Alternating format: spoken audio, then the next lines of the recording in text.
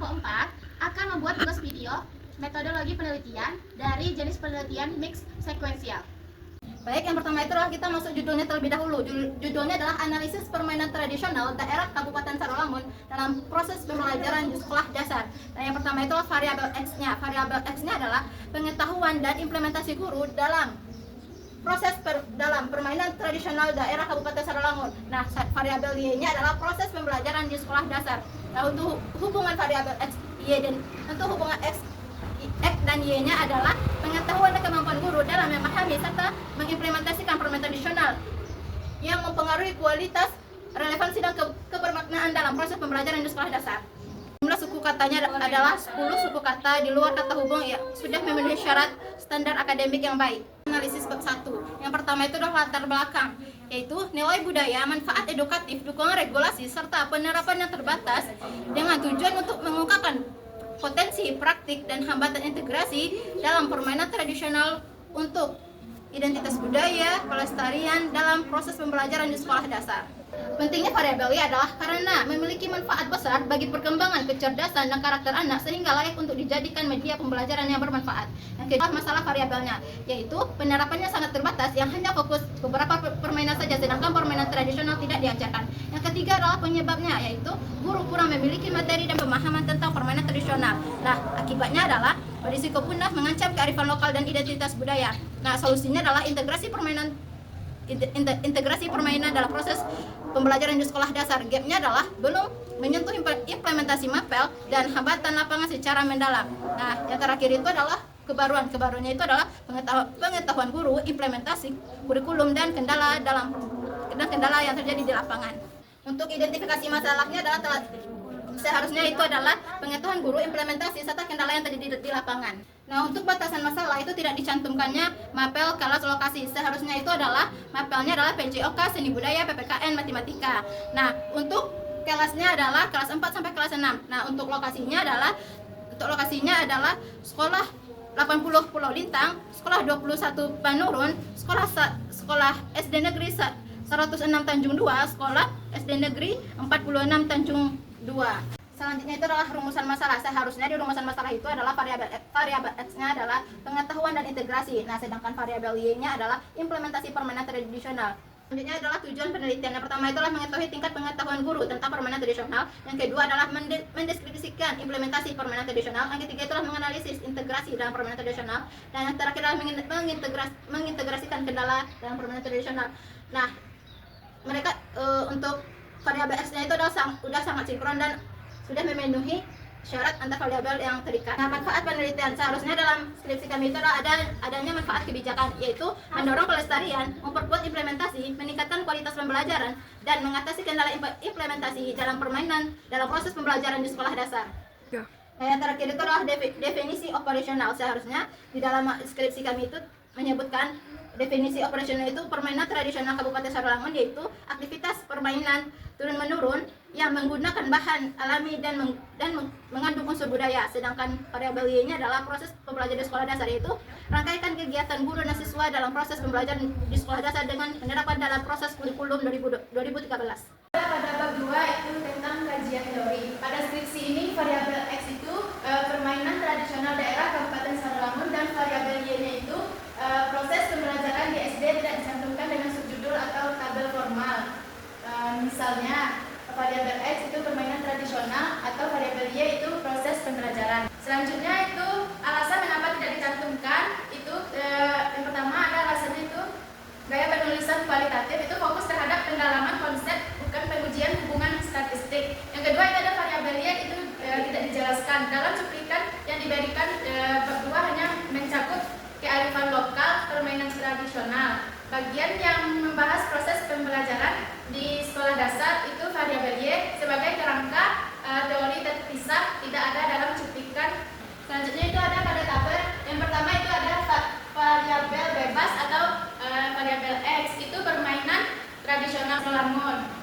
Perkiraan halaman atau paragraf itu ada pada subbab hingga subbab 2.2 hingga subbab 2.3 di dalam halaman 12 sampai halaman 16. Selanjutnya itu ada variabel terikat atau disebut dengan variabel Y. Jadi variabel Y di sini itu adalah proses pembelajaran di SD. Itu diperkirakan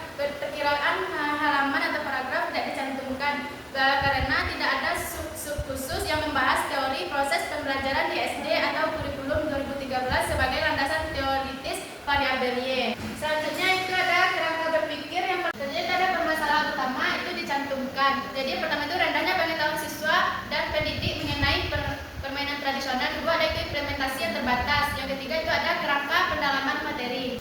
Selanjutnya itu tantangan. Jadi di skripsi ini itu dicantumkan minimnya peran guru dalam mengimplementasikan pendidikan berbasis PT dan risiko hilangnya permainan tradisional karena kurangnya pengetahuan. Selanjutnya itu ada solusi yang ditawarkan, itu dicantumkan. Jadi mengidentifikasi dan menganalisis KB. Poin 3 itu permainan tradisional Sarawangun. Solusi ini akan menghasilkan data terstruktur mengenai nilai-nilai PT agar dapat diintegrasikan ke semua mata pelajaran KB. Poin 5, bukan hanya olahraga. Selanjutnya itu ada poin implikasi dan harapan. Jadi di skripsi ini itu dicantumkan. Yang pertama itu ada tujuan penelitian tercapai dengan hasil yang memuaskan atau teranalisis potensi PT. Selanjutnya itu ada permainan tidak hilang atau pelestarian. Yang ketiga itu ada bermanfaat bagi peneliti dan masyarakat luas, yaitu guru dan siswa dalam bentuk pembelajaran yang lebih baik. Itu di chat ini ya, halaman 38 sampai halaman 41. Pada bab yang ketiga, metodologi penelitian, di sini ada beberapa poin. Yang pertama yaitu tempat dan waktu penelitian. Tempat penelitian dilakukan di Kecamatan Batinlapan, Kabupaten Sarawangun, yaitu di 4 SD, dan penelitian berlangsung selama 1 bulan, yaitu mulai dari tanggal 5 November sampai 5 Desember. Dan pada poin yang kedua yaitu pendekatan dan jenis penelitian. Penelitian ini menggunakan pendekatan campuran mixed methods, yaitu menggabungkan pendekatan kuantitatif dan kualitatif. Jenis penelitian yang digunakan adalah mixed method, model, sequential, explanatory, sebagaimana dikemukakan oleh Creswell, yaitu penelitian dilakukan melalui 2 tahap berurutan. Dan tahap pertama yaitu pengumpulan dan analisis data kuantitatif untuk memperoleh gambaran umum tentang pengetahuan guru. Dan tahap yang kedua yaitu pengumpulan dan analisis data kualitatif untuk memperkuat dan menjelaskan hasil kuantitatif melalui wawancara dan dokumentasi. 3, di sini ada data dan sumber data. Peneliti di sini menggunakan 2 jenis data, yaitu yang pertama data primer, yaitu data yang diperoleh melalui angket, wawancara, dan observasi. Dan data yang kedua yaitu data sekunder yang diperoleh dari dokumen dan arsip sekolah seperti RPP, foto kegiatan, dan serta perangkat pembelajaran. Dan sumber data dipilih dengan teknik purposive sampling dan snowball sampling agar peneliti dapat menambahkan informan sesuai dengan kebutuhan penelitian. Dan nomor 4 yaitu populasi dan sampel. Populasi dalam penelitian ini adalah seluruh guru di Kecamatan Batinlapan. Sampel penelitian berjumlah 23 guru dari 4 sekolah dasar yang telah disebutkan sebelumnya. Dan pemilihan sampel yang mewakili beberapa sekolah berbeda memungkinkan peneliti memperoleh pandangan beragam mengenai pemahaman dan praktik guru terhadap permainan tradisional di sekolah di daerah tersebut. Dan yang kelima, teknik pengumpulan data. Teknik pengumpulan data menggunakan 2 pendekatan utama, yaitu pendekatan kuantitatif dan kualitatif. Teknik kuantitatif atau angket digunakan untuk mengukur pengetahuan guru mengenai permainan tradisional. Instrumen berbentuk angket tertutup dan skala Likert berbasis skala Likert 4 pilihan, yaitu selalu, sering, pernah, dan tidak pernah.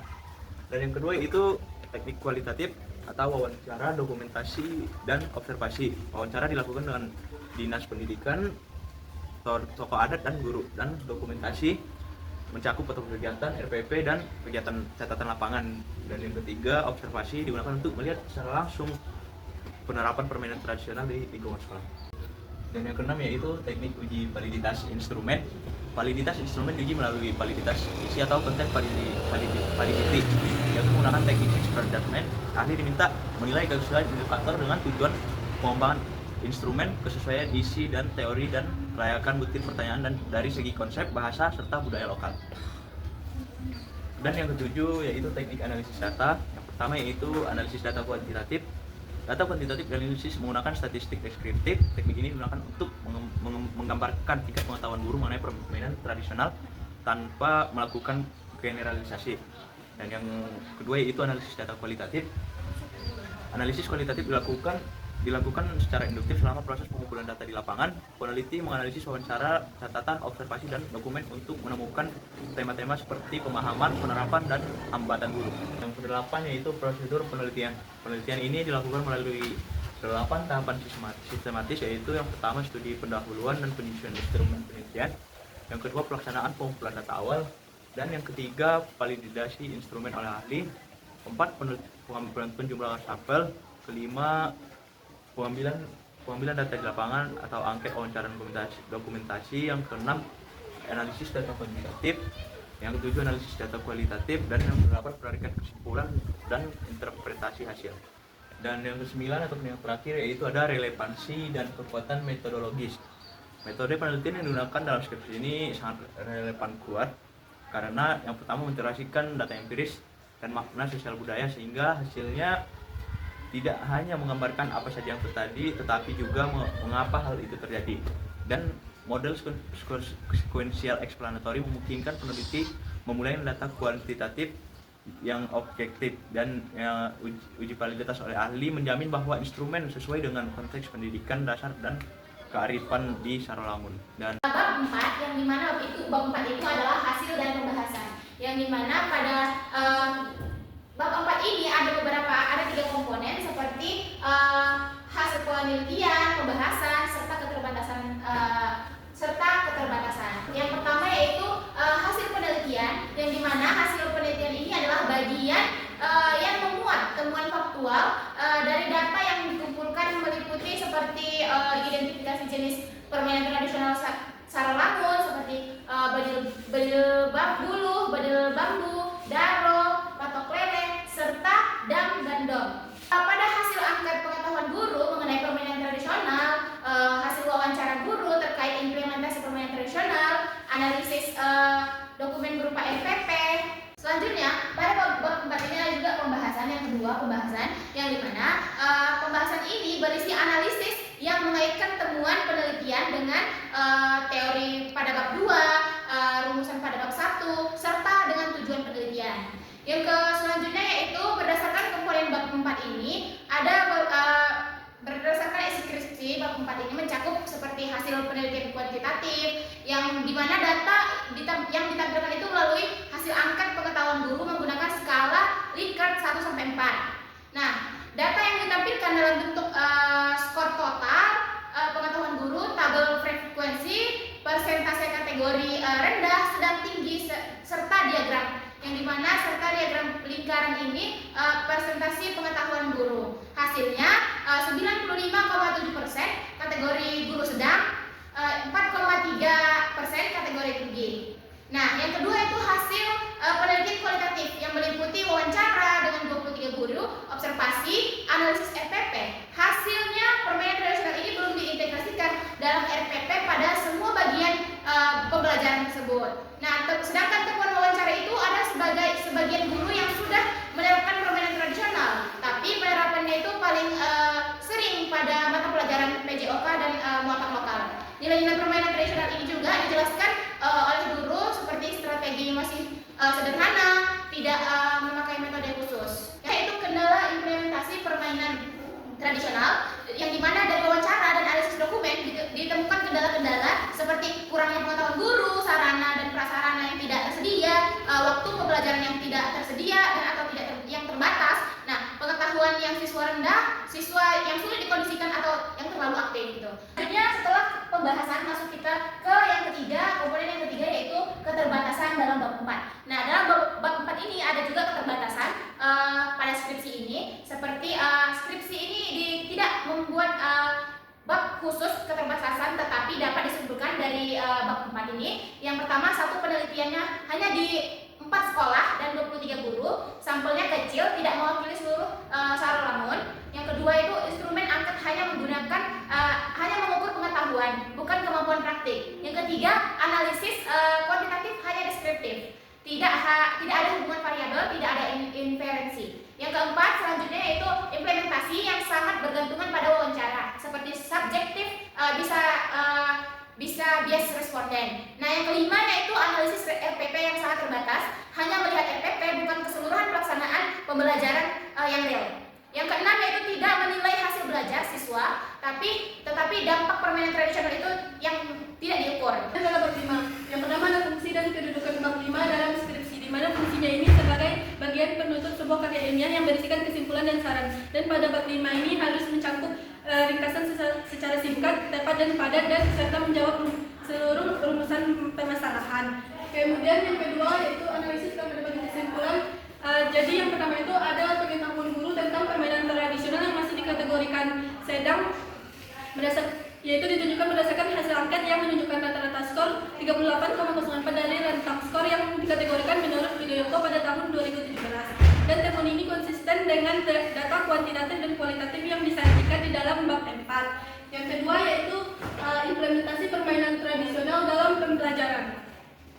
Hal ini didukung oleh 3 sumber data. Yang pertama adalah wawancara, yang mana guru mengakui bahwa mereka jarang menggunakan permainan tradisional kecuali dalam kegiatan ekstrakurikuler PJOK. Yang kedua adalah observasi, yaitu aktivitas pembelajarannya umumnya tidak melibatkan permainan tradisional sebagai media atau metode. Kemudian dokumentasi RPP yang tidak ditemukannya integrasi eksplisit pada permainan tradisional dalam komponen RPP tersebut. Ketiga yaitu kendala implementasi, yaitu yang pertama adanya minimnya sarana prasarana pendukung, yang kedua kurangnya waktu dalam proses pembelajaran karena tuntutan kurikulum yang padat, kemudian yang ketiga keterbatasan pemahaman guru tentang cara mengintegrasikan permainan tradisional ke dalam RPP.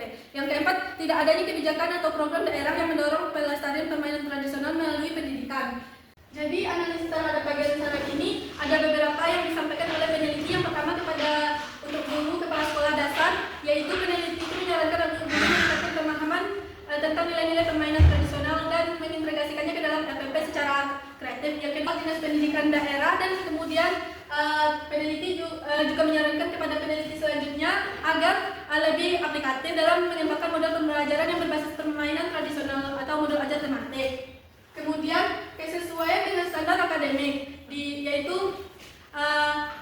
bab 5 skripsi ini memenuhi standar akademik yang berlaku di Indonesia, yang mana kesimpulannya sudah disusun berdasarkan temuan empiris, bukan opini subjektif. Kemudian sarannya ditujukan kepada pihak yang relevan dan disusun berdasarkan analisis kritis terhadap kendala dan tidak adanya pengulangan data atau pemahaman informasi baru. Kemudian bahasanya juga digunakan sudah formal, objektif, dan akademis, dan struktur penulisannya juga sudah sistematis dan mudah dipahami. Kemudian adalah kelebihan dan keterbatasan pada bab 5, di mana kelebihannya itu kesesuaiannya penuh antara rumusan masalah dan temuan dan kesimpulannya. Kemudian saran yang terukur dan aplikatif, tidak sekadar normatif, integrasi antara data kuantitatif dan kualitatif tercermin jelas dalam kesimpulan. Yang kemudian penekanan pada konteks lokal sarolongan tanpa kehilangan relevansi nasional. Kemudian keterbatasan bab 5 itu yaitu kesimpulannya masih bersifat deskriptif, belum sampai pada level rekomendasi kebijakan yang lebih rinci. Kemudian tidak ada refleksi keterbatasan penelitian.